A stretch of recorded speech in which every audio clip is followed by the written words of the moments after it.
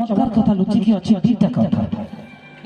महंत महाराज निश्चित भाव उच्चारण करुथिबे प्रातः समय तुलसी देला बेले स्मरंती साधवा नित्यं सकल कार्य समान एक कथा उच्चारण करुथिबे ना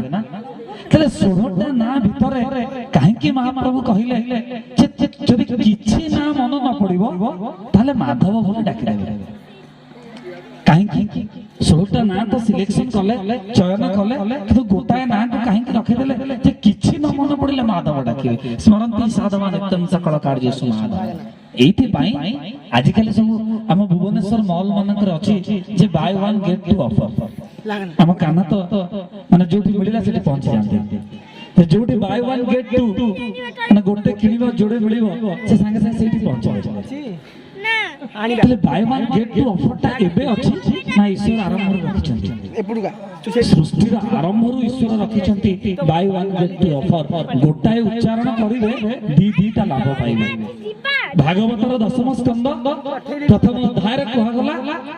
जे हाकृष्ण बोली जाऊ जीव मते उद्धर राधा धब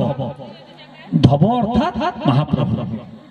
एठी कहले माधव मां आउ धब अर्थात प्रभु आउ मां जति एकाठी मिसी जानती ता माधव होई जाय तनु गोटिए ना उच्चारण करिवे आ बापा मां प्रकृति आ पुरुष भी जनकर आशीर्वाद आपन को मिलिबो ए ना होची सेति पाई को आगला स्मरंती साधवा नित्यं सकल कार्य समाधव तमा उतरे निश्चित भाव में मन रखिबे किछि ना न मन पड़िले माधव बोली उच्चारण करी कर्तव्य संपादन करिवे मनस्कामना पूर्ण हबो निश्चय तबे पुनी थरे माधवंक पाई आ गोटे जोरदार करताली आपण मानक पाखरु ताली ताली आ एक भावर संगीत सहित शिल्पी जसस्विनी।